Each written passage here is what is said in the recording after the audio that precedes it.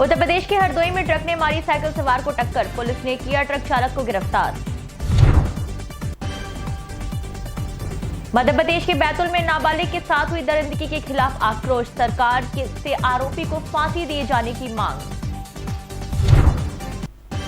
उत्तर प्रदेश के कौशाम्बी में किसानों ने लगाया पुलिस पर आरोप, सरकार के खिलाफ टोल प्लाजा पर की नारेबाजी। नमस्कार, मैं शाहीन, आप देख रहे हैं आईपीएन भारत और अब खबरें विस्तार से। राजस्थान के चित्तौड़गढ़ में यातायात व्यवस्थाओं को सुधारने हेतु राष्ट्रीय सड़क सुरक्षा माह चलाया जा रहा है, जिसमें हेलमेट और सीट बेल्ट का इस्तेमाल न करने पर सख्त कार्रवाई की बात की गई है। इतना ही नहीं, हेलमेट और सीट बेल्ट न लगाए हुए लोगों के चालान भी काटे गए।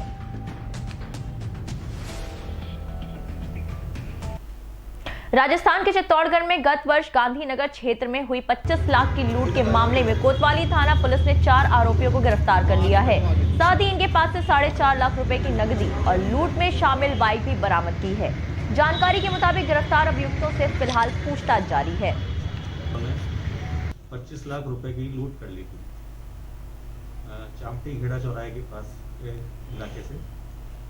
इसमें श्रीमान एसपी साहब चित्तौड़गढ़ के निर्देशानुसार कोतवाली थाना पुलिस ने 6 व्यक्तियों को गिरफ्तार कर लिया था। बाद में एक श्रीमान के निर्देशानुसार टीम का गठन किया गया और पृथ्वीपाल टीम का गठन। इन्होंने बाकी के जो अभियुक्त थे उनको बेंगलोर से गिरफ्तार किया है और साहिल बैरागी और प्रभु सिंह और साथ में इनके एक विधि से संघर्षित एक बालक है जिसको संप्रेषण गृह भेज दिया गया है।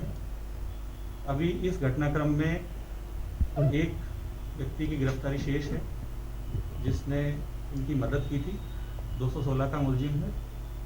बाकी शेष सभी को गिरफ्तार कर लिया गया है और ये राजेश कसाना जी आरपीएस प्रोबेशनर के नेतृत्व में काफ़ी मेहनत से इस को अंजाम दिया गया है। कुल बरामदगी कुल 23 लाख की बरामदगी हो गई है।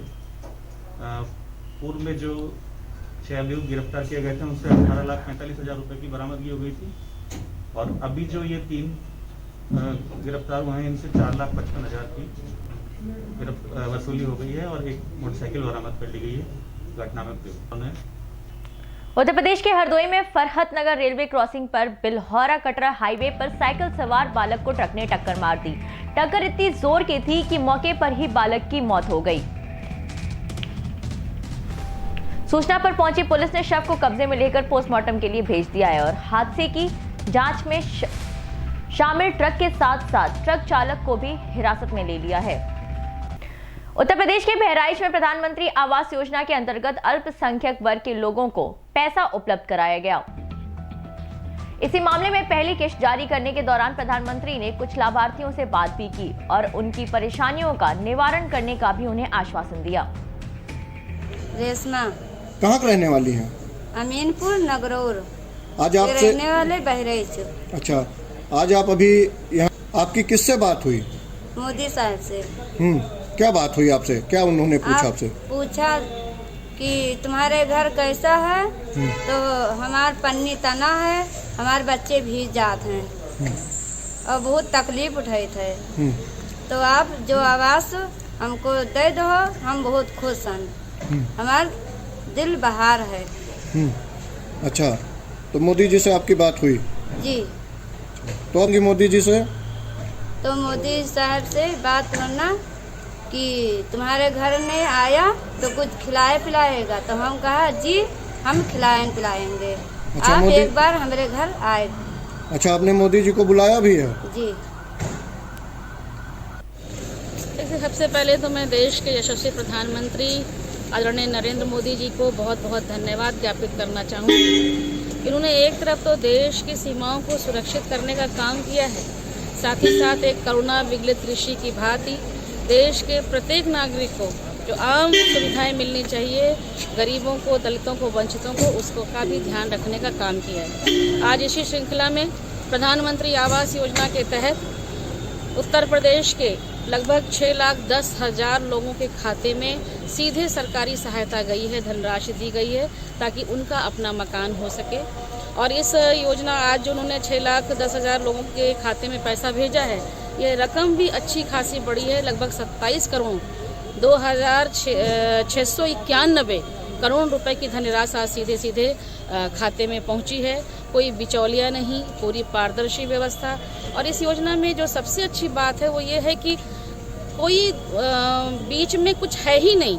अगर गरीब है, वो हकदार है आवास का, तो उसे मिलना चाहिए। ना कोई जाति, ना धर्म, ना कोई वोट की राजनीति। हर किसी को जिसके पास छत नहीं है, जो 2022 का स्वप्न था माननीय प्रधानमंत्री जी का कि सबका आवास हो, उस योजना के तहत आवास मिला है। और दूसरी इस योजना की एक जो और अच्छी विशेषता वो ये है कि केवल ईंट गारों और छत और फर्श को ही मकान नहीं कहते हैं। मकान में रहने वालों का जीवन सुखमय हो, इसलिए इस घर के साथ साथ उनके घर में शौचालय हो, उनके घर में जो उज्ज्वला योजना के तहत, उजाला योजना के तहत, सौभाग्य योजना के तहत बिजली, ये सारी जो सुख सुविधाएं हैं, ये भी उनको उससे आच्छादित करके दे रहे हैं। तो मुझे लगता है कि बहुत ही सराहनीय, प्रशंसनीय कदम है। और आज तक ऐसा कभी नहीं देखा गया जिस तरीके से माननीय प्रधानमंत्री गरीबों के साथ जुड़कर, अपनी संवेदनाओं से उनको जोड़कर इस काम को कर रहे हैं। और एक बात का मैं देखिए, अभी वो आंकड़े, उत्तर प्रदेश के बहराइच में BA-MS कर रहे गौरव का कुछ दिनों पहले अपहरण हो गया था, जिसके बाद अपहरणकर्ताओं ने 70 लाख की फिरौती की मांग की थी। इस पूरे मामले की जानकारी पुलिस को 3 दिन पहले ही दे दी गई थी, लेकिन 48 घंटे के बाद भी पुलिस किडनैपरों को पकड़ने में असफल रही। गौरव के परिजनों का रो रो कर बुरा हाल है। डॉक्टर साहब, गौरव के गायब होने के 48 घंटे हो चुके हैं। क्या पुलिस की तरफ से आपको कोई आश्वासन दिया गया है? कितना आश्वासन दिया गया है कि हम छानबीन कर रहे हैं और खबर मिलते ही तुरंत सूचना दे दिया जाएगा। ये बताया अभी हमने देखा आपके घर के लोग काफी परेशान हैं, तो क्या कोई ऐसे फोन कॉल आपके पास आए हों या कोई आपको जानकारी आई हो जिसमें ये लगा हो कि हाँ, हमारा बेटा कहाँ हो सकता है? ऐसा तो कुछ नहीं है। किसी के साथ आपकी रंजिश कोई पुरानी? नहीं, अभी तक तो ऐसी कोई बात ही नहीं है। किसी से दुश्मनी है। आपकी बेटे का क्या किसी लड़की के साथ या किसी ऐसे तत्व के साथ कोई संपर्क या कोई संबंध ऐसा था कि आप ये सोच सकते हो कि वो किसी के साथ बहकावे में आ सकता है? ऐसा तो लड़का है, तो हमारे समाज में तो ऐसा है नहीं। ये तो कंफर्म बता नहीं पाएंगे, ऐसा तो है नहीं। उत्तर प्रदेश के बहराइच में सड़क सुरक्षा माह का शुभारंभ किया गया। इस दौरान जागरूकता वाहन को सदर विधायक अनुपमा जायसवाल ने हरी झंडी दिखाकर रवाना किया। इस दौरान विधायक अनुपमा जायसवाल ने कहा कि पहले हम सड़क सुरक्षा सप्ताह के नाम पर इस आयोजन को करते थे, लेकिन अब इसे केंद्र सरकार और उत्तर प्रदेश सरकार की तरफ से पूरे महीने के लिए किया जा रहा है, ताकि इस दौरान अधिक से अधिक लोगों को सड़क पर सुरक्षित चलने को लेकर जागरूक किया जा सके। आया देखते हैं कि सड़क दुर्घटनाओं में तमाम बेशुमार बेशकीमती अनमोल जिंदगियां असमय काल कबलित हो जाती हैं, और इसका दर्द उसके परिवार वाले ही समझ सकते हैं। इसलिए उत्तर प्रदेश की सरकार और साथ में केंद्रीय सरकार इस तरह की घटनाओं को रोकने के लिए सदैव से प्रयास करती रही है।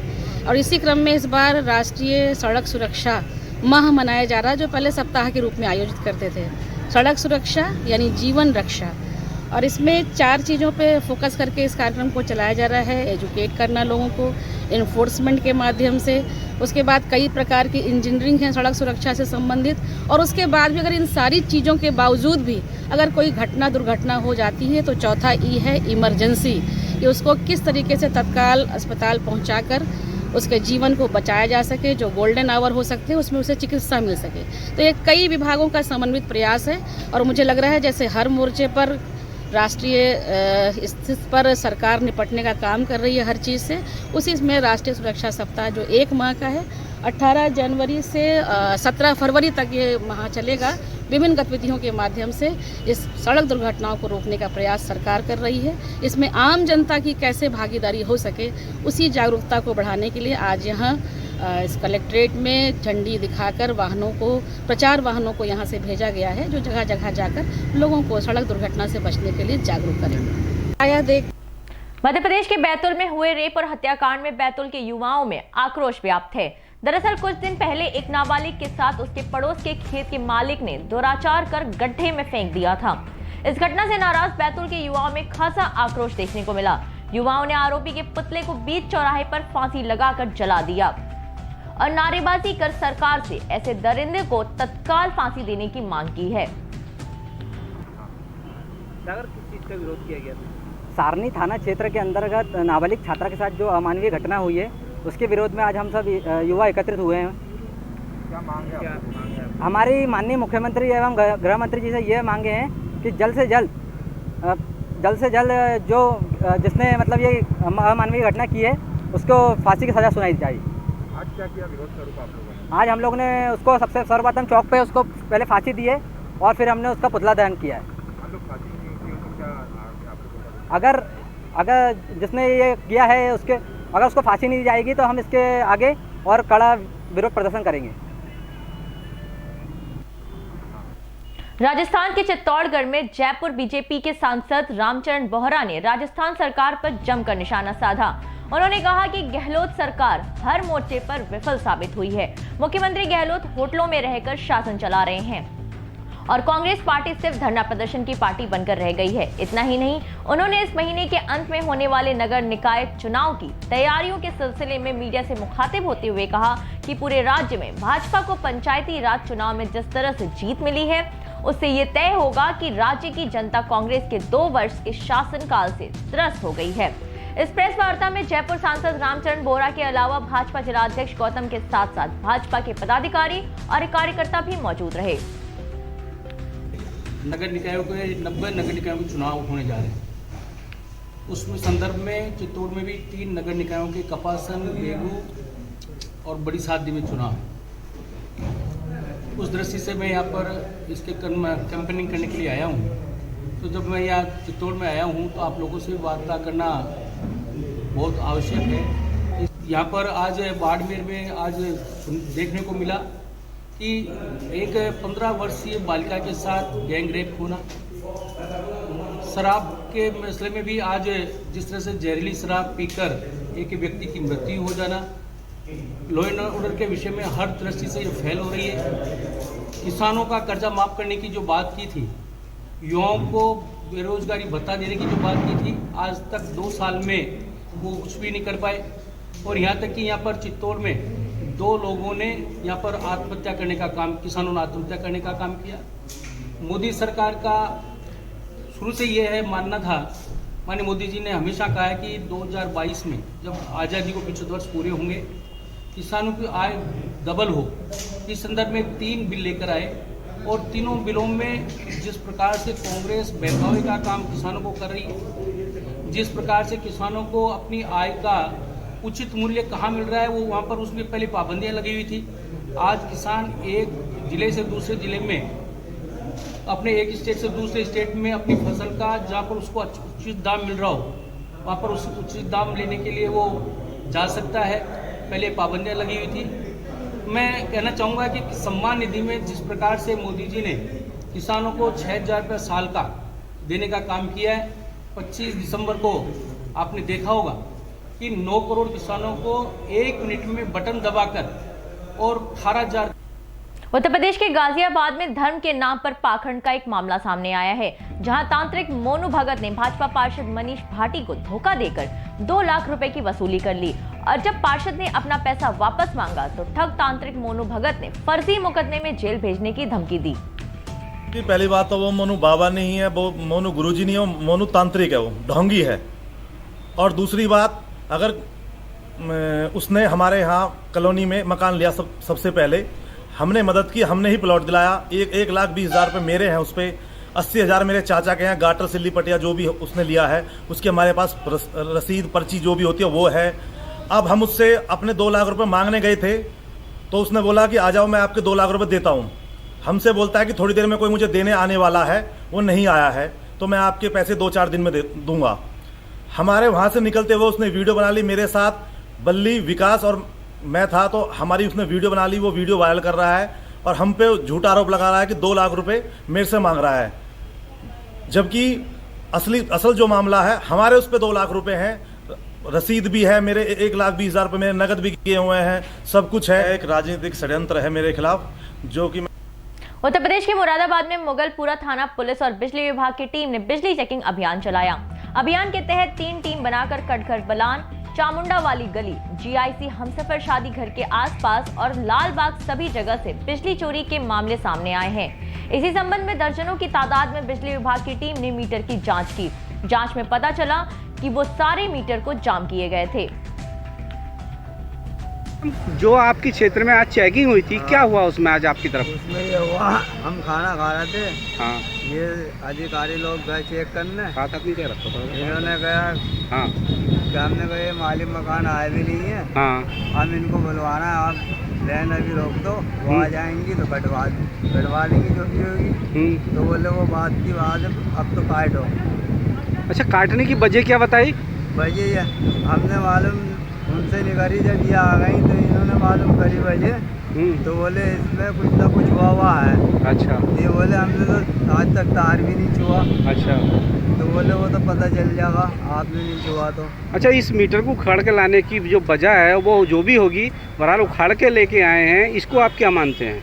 हम तो इसको ये मानते हैं कि ये हमारे मालिक मकान है, यही वजह बता सकती है क्यों उखेड़ा है, क्या वजह है। नहीं, सिस्टम में पहले चेक कराना चाहिए या पहले उखेड़ के ले जाना चाहिए? पहले तो चेक वहीं होना चाहिए था। कौन से मोहल्ले में उखाड़ा है? क्या गली का नंबर है उसका? पैसे वाली गली, घोंसियों की। खंड अधिकारी अष्टम जीआईसी मुरादाबाद। सर, आज बिजली चेकिंग चली है, कौन कौन से क्षेत्र में और कितने कनेक्शन काटे गए हैं? आज ये जो हाई लाइन लॉस एरिया हैं और हाई लाइन लॉस फीडर वाले हैं, उनके ऊपर अभियान चलाया जा रहा है माननीय चेयरमैन साहब के आदेश के अनुसार। और आज के अभियान में हमारे साथ मुगलपुरा थाने से, कोतवाली से और दो कंपनी PSC हमारे साथ थी। और हम लोगों ने अधिकतम विद्युत चोरी वगैरह पे अंकुश लगाने के लिए और विद्युत बकाया लोगों को जमा करने के लिए, इसके लिए ये अभियान चलाया हुआ था। और इसमें जो छूट योजना जो आई हुई है वो उपभोक्ताओं तक ये जानकारी पहुंच सके कि LMB 2 और LMB 6 के लोग अपने छूट में जो पैसा जमा करना चाहें वो कर सकते हैं। तो आज खासकर जो अभियान चलाया गया है वो मुफ्ती टोला मोहल्ले में, और ये चामुंडा गली है, कंबल का ताजिया, फैजगंज, जामा मस्जिद चौराहा, हमसफर शादी हॉल और बरबलान आदि में ये अभियान चला है। सर, कितने लोगों की यहाँ चोरी पकड़ी गई है? कुछ मीटर भी उखाड़े गए हैं? हाँ, इस अभियान में ये अभियान जो है हमारे मुख्य अभियंता महोदय के नेतृत्व में हमारे अधीक्षण अभियंता की मौजूदगी में था। और इसमें कुल करीब 31 डायरेक्ट चोरियाँ मिली हैं और टैरिफ चेंज के केसेस करीब 7 मिले हैं और मीटर टेम्पर्ड के 10 केसेस मिले हैं। सर, जिनके मीटर उखाड़े गए हैं उनकी क्या कार्रवाई की जाएगी? सर, जिनके मीटर उखाड़े गए हैं वो मीटर साहब इसकी जांच कर लेंगे। अभी जांच करने के बाद अगर उनमें टेम्पर्ड, हालांकि वो बाहर से। उत्तर प्रदेश के मुरादाबाद में दलपतपुर के अक्का टेलारी रेलवे फाटक पर 2 व्यक्तियों की ट्रेन से कटकर मौत हो गई। बताया जा रहा है कि रेलवे फाटक के उस पार हो रही चेकिंग से बचने के लिए रेलवे ट्रैक पर दोनों व्यक्ति बाइक से जा रहे थे। पुलिस ने दोनों शवों को कब्जे में लेकर पोस्टमार्टम के लिए भेज दिया है। कुमार नाम। अच्छा, प्रमोद जी बताइए, आज जो 2 बाइक सवार कटे, क्या मामला है पूरा? ये 17:52 पे गाड़ी निकली थी 20:39। उससे पहले यहाँ सामने गेट के पार करके गांव की तरफ चेकिंग चल रही थी पुलिस की। इस चेकिंग से बचने के लिए उन्होंने यहाँ से करीब लगभग 4-5 खंबे आगे जा कर के रोड से बचकर रेलवे लाइन क्रॉस कर रहे होंगे, इसी वजह से इनका हादसा हो गया। कहाँ गए सर वो, मालूम है थोड़ा आपको? ये हाँ, बाद में उनके जेब से मोबाइल फ़ोन निकला था, तो उस पर जब कॉल किया था तो पता लगा कि वो जो पीपलसाना साइड के हैं कहीं के। आपकी कौन सी क्रॉसिंग है ये गेट संख्या 411 है, दलपतपुर। जी, दलपतपुर। अच्छा, क्या कुछ बताया भी जा रहा है? कुछ बता रहे हैं, बोले जबी दवान से बताया है कि पुलिस उनके पीछे भागी थी। ना ऐसा कुछ नहीं है। पुलिस अच्छा, चेकिंग चल रही थी यहाँ? चेकिंग चल रही थी बस। Bike checking? जी, मोटरसाइकिल चेकिंग। किस टाइम घटना है ये? 17:52। अच्छा, ये जो रोड है ये हाईवे है, कैसा है ये जिस पर चेकिंग चल रही थी? नहीं, हाईवे नहीं है, ये गाँव को जाने के लिए। उत्तर प्रदेश के अंबेडकर नगर में 2 दिन पहले हुई हत्या का पुलिस ने खुलासा किया। दरअसल 2 दिन पहले नेशनल हाईवे के किनारे पुलिस को एक शव बरामद हुआ था। पुलिस ने इस मामले का खुलासा करते हुए बताया कि ग्रामीण सिप्ते हसन की हत्या उसकी भतीजी और भाभी ने संपत्ति हड़पने के लिए कराई थी। पुलिस के मुताबिक संपत्ति को हड़पने के लिए भाभी ने पुत्री और पति के साथ मिलकर उसकी हत्या की साजिश रची। टांडा पुलिस ने तीनों आरोपियों को गिरफ्तार कर जेल में भेज दिया है। घटना में इस्तेमाल हुई लोहे की रॉड और कार भी बरामद कर ली है। क्या मामला? ये थाना टांडा क्षेत्र में एक अज्ञात व्यक्ति लाश 17 तारीख को मिली थी, जिसकी पहचान बाद में सिप्ते हसन निवासी दोस्तपुर सुल्तानपुर के रूप में की गई। एसएचओ टांडा के नेतृत्व में टीम ने 24 घंटे के अंदर इस घटना का अनावरण किया और जो अभियुक्त हैं इसमें सुनील कुमार मिश्रा और शोएब और 2 महिला अभियुक्त हैं, तीनों को गिरफ्तार कर लिया गया है। सर, हत्या का कारण क्या था? हत्या का कारण एक जमीन था। जो मृतक है इसके भाई की पत्नी उस जमीन को हथियाना चाहती थी और मृतक उसे देने के लिए तैयार नहीं था, इस वजह से हत्या की। क्या मामला? उत्तर प्रदेश के कौशाम्बी में किसानों ने यूपी पुलिस पर गुमराह और परेशान करने का आरोप लगाया है। किसानों के मुताबिक वो 15 जनवरी को उड़ीसा से चले थे और पश्चिम बंगाल, झारखंड और बिहार होते हुए आए हैं, जहां उनका अच्छे से स्वागत भी किया गया था। लेकिन यूपी की पुलिस उन्हें इधर उधर घुमाकर परेशान कर रही है ताकि वो दिल्ली न पहुंच पाएं और वापस उड़ीसा चले जाएं। इसी मामले में किसानों ने कोखराज टोल प्लाजा पर सरकार के खिलाफ जमकर नारेबाजी की। हम 15 तारीख से उड़ीसा से आ रहे हैं, लगभग 5 किसान आ रहे हैं, दिल्ली हम जा रहे हैं। हमको पहले पश्चिम बंगाल में बहुत स्वागत किया पश्चिम बंगाल किसान ने, फिर झारखंड जमशेदपुर में रुके, हम बिहार आए, बिहार में बहुत स्वागत हुआ। जब हम दिल्ली पहुँचे, यहाँ का पुलिस हमको घुमा रहे है उधर उधर, ठीक रास्ता में हमको जाने नहीं दिया जा रहा है। जहाँ पे हमारा मीटिंग होना था लखनऊ में और बनारस में, वही रास्ता में हमें जाना चाहते हैं, तो यहाँ का पुलिस हमको यहाँ से जाना नहीं देता है। आज सुबह से हम निकले, अब तक शाम हो गए।